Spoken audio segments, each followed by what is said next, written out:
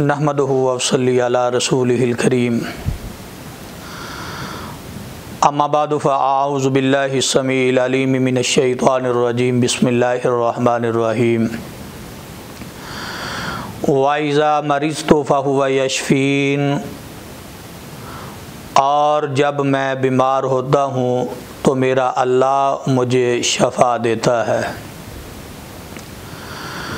मोहतरम नाज़रीन किराम, जिस तरह आप अहबाब को मालूम है कि इस वक्त पूरी दुनिया कोरोना वायरस की लपेट में आ चुकी है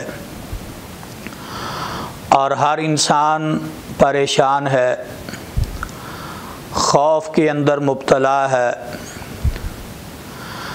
मोहतरम नाज़रीन किराम, ये बीमारियाँ और ये आज़माइशें और इम्तिहानात, ये सब अल्लाह रब्बुल इज़्ज़त की तरफ से हैं और ये हमारे गुनाहों का नतीजा है। मोहतरम नाज़रीन किराम, कोरोना वायरस के हवाला से बहुत सारे दोस्त अहबाब उन्होंने इलाज किए बारे में अपने अपने ख़यालात का इजहार किया है। हर इंसान की अपनी सोच होती है, अपनी एक रिसर्च होती है और बाज़ दफ़ा इंसान की वो बताई हुई चीज़ वो इलाज के लिए काफ़ी होती है और बाज़ दफ़ा इंसान का वो बताया हुआ नुस्खा वो नाकाम हो जाता है। मोहतरम नाज़रीन किराम, ये जितनी भी बीमारियां हैं, इन तमाम बीमारियों का इलाज आज से 1400 साल कबल मेरे और आपके पैगंबर जनाब मुहम्मदुर रसूलुल्लाह सल्लल्लाहु अलैहि वसल्लम ने हमें बतला दिया था। बल्कि इन आज़माइशों के बारे में और इन वबाओं के बारे में, इन बीमारियों के बारे में भी आप सल्लल्लाहु अलैहि वसल्लम ने आज से 1400 साल कबल हमें बतला दिया और मुख्तसर अल्फाज में कि ये वबाएँ, ये बीमारियाँ और ये मसाइब और ये जितनी भी आज़माइशें हैं, ये सब और सब कुर्बे क़यामत की निशानियों में से निशानी है। हज़रात मोहतरम, कोरोना वायरस के हवाला से आज सारी दुनिया परेशान है और डॉक्टर हज़रात वो भी बेबस हो चुके हैं। सारी ताकतें जवाब दे चुकी हैं, सारी कुव्वतें जवाब दे चुकी हैं। कोरोना वायरस के इलाज के हवाला से मैं इंशाअल्लाहुर रहमान आपकी खिदमत में 4 चीज़ों का ज़िक्र ज़रूर करूँगा और जिन 4 चीज़ों के अंदर शफ़ा ही शफ़ा है। बल्कि आप यूँ समझें कि कोरोना बीमारी नहीं, बल्कि इसके अलावा भी जितनी इंसान पर बीमारियां आती हैं, कोई भी बीमारी हो, उन तमाम बीमारियों का इलाज इन 4 चीज़ों के अंदर मौजूद है। बशर्ते कि इंसान का तवक्कल और ईमान अल्लाह की ज़ात पर मुकम्मल होना चाहिए। वो 4 चीज़ें कौन सी हैं, आइए मैं आपकी खिदमत में वो पेश कर देता हूँ। और इंशाअल्लाहुर्रहमान मेरा ये दावा है और मैं ये लिख कर देने के लिए तैयार हूँ कि इन 4 चीज़ों के अंदर कोरोना वायरस का इलाज मौजूद है। लेकिन मानना ना मानना वो इंसान के अपने मुकद्दर की बात है, अपनी किस्मत की बात है।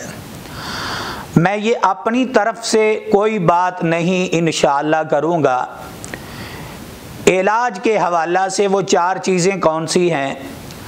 नंबर 1 कलवंजी। कलवंजी के बारे में आप जानते हैं कि नबी ये आखिरुज़्ज़मान सल्लल्लाहु अलैहि वसल्लम ने फरमाया, सवाए मौत का कलवंजी के अंदर हर एक बीमारी का इलाज मौजूद है सवाए मौत के। नंबर 2 अजवा खजूर। अजवा खजूर के बारे में नबी रहमत सल्लल्लाहु अलैहि वसल्लम ने फरमाया, जो शख्स सुबह रोज़ाना 7 अजवा खजूर वो खा लेता है तो ऐसे शख्स को उस दिन कोई बीमारी उस पर हमला नहीं करेगी। नंबर 3 शहद। शहद के बारे में आप सभी अहबाब जानते हैं कि अल्लाह रब्बुल इज़्ज़त ने इसके अंदर शफा रखी है और ये तमाम अमराज के लिए कलवंजी, अजवा खजूर और शहद, ये तमाम अमराज के लिए शफा इन 3 चीज़ों के अंदर मौजूद है। नंबर 4 चौथे नंबर पे बारिश का पानी है। और बारिश के पानी के बारे में अल्लाह रब्बुल इज़्ज़त ने 25वें पारे के अंदर सूरा काफ के अंदर इरशाद फरमाया, वनज़्ज़लना मिनस्समाइ माअम मुबारका, वनज़्ज़लना मिनस्समाइ माअम मुबारका, और उतारा हमने आसमान से माअम मुबारका, पानी बाबरकत। अल्लाह रब्बुल इज़्ज़त ने बारिश के पानी को बाबरकत कहा है। अब ये 4 चीज़ें हैं और इन 4 चीज़ों के अंदर हर बीमारी का इलाज मौजूद है। कोरोना वायरस नहीं, कोरोना वायरस के अलावा जितनी बीमारियां हैं तमाम बीमारियों का इलाज इन 4 चीज़ों के अंदर मौजूद है। तो आइए मैं ये नुस्खा आपको बनाना सिखाता हूँ कि इस नुस्खे को आपने तैयार कैसे करना है और इस्तेमाल कैसे करना है।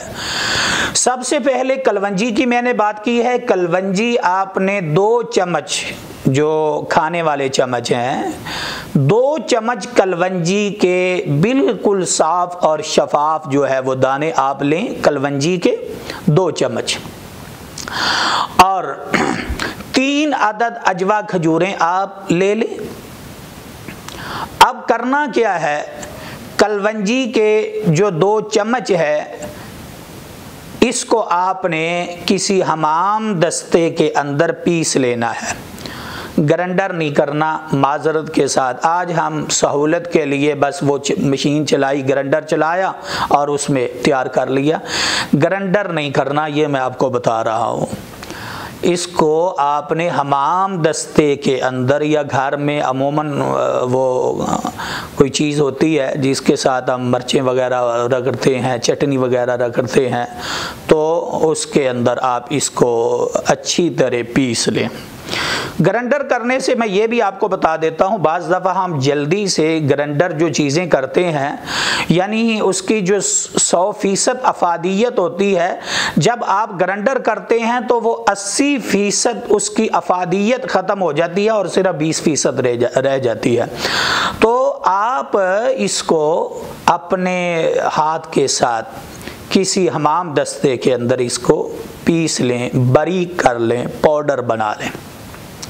नंबर 2 अजवा खजूर जो 3 अदद है, अजवा खजूर की गुठली आप निकाल दें और इन 3 खजूरों को आपने इसके साथ ही वो पीस लेना है। और नंबर 3 वो शहद है। शहद अलबत्ता बाज़ दफ़ा वो सोचते हैं, पूछते भी हैं, बड़ा हो या छोटा। बड़े या छोटे की बात नहीं है, अलबत्ता शहद जो है वो खालिस की ज़रूरत है। खालिस शहद की शर्त है, ये बात ज़रा तवज्जो के साथ और ध्यान से नोट कर लें। खालिस शहद की मैं बात कर रहा हूँ, इसके अंदर शफा है। और जो शहद मार्केट से मिल रहे हैं, बाज़ दफ़ा बड़ी मार्केटों में अच्छा शहद खालिस भी वो मिल जाता है, लेकिन जो हमारे यहाँ आजकल वो मेडिकल स्टोरों पे पड़ा हुआ है ये खालिस नहीं है। तो खालिस शहद, जैसा कि आप सभी अहबाब जानते हैं, हदीस के अंदर भी मौजूद है, नबी अकरम सल्लल्लाहु अलैहि वसल्लम की खिदमत में एक शख्स हाजिर हुआ और अर्ज़ की, या रसूल अल्लाह सल्लल्लाहु अलैहि वसल्लम, मेरे भाई को पेट का मसला बन चुका है। तो आप सल्लल्लाहु अलैहि वसल्लम ने फरमाया, जाओ अपने भाई को शहद इस्तेमाल करवाओ। अब वो बेचारा घर में गया, शहद पड़ा हुआ था, वो इस्तेमाल करवाना शुरू कर दिया, लेकिन तकलीफ रुकी नहीं, बल्कि वो तकलीफ बढ़ती जा रही है, बढ़ती जा रही है। और फिर वो अल्लाह के रसूल सल्लल्लाहु अलैहि वसल्लम की खिदमत में हाजिर हुआ, अर्ज़ की, या रसूल अल्लाह, मेरे भाई की तबीयत पहले से ज़्यादा ख़राब है। तो आप सल्लल्लाहु अलैहि वसल्लम ने फरमाया, जाओ अपने भाई को शहद इस्तेमाल करवाओ। वो फिर गया, शहद इस्तेमाल करवाया और फिर तबीयत जो है वो ज़्यादा नढाल होना शुरू हो गई, ज़्यादा ख़राब होना शुरू हो गई। तो वो फिर अल्लाह के रसूल सल्लल्लाहु अलैहि वसल्लम की खिदमत में हाजिर हुआ और आकर कहने लगा, अल्लाह के रसूल सल्लल्लाहु अलैहि वसल्लम, ये भाई की तबीयत तो पहले से भी ज़्यादा ख़राब है। तो आप सल्लल्लाहु अलैहि वसल्लम ने फरमाया, जाओ उसको जाकर शहद इस्तेमाल करवाओ। और तीसरी मरतबा आप सल्लल्लाहु अलैहि वसल्लम ने फरमाया, शहद के अंदर शफा है, अलबत्ता तेरे भाई का पेट झूठा है। तो मालूम होता है कि उस शहद के अंदर कोई थोड़ा बात वो नकस मौजूद था। अलबत्ता वो दोबारा गया, उसने शहद जो है वो पहले ही वो घर में जो था वही इस्तेमाल करवा रहे थे।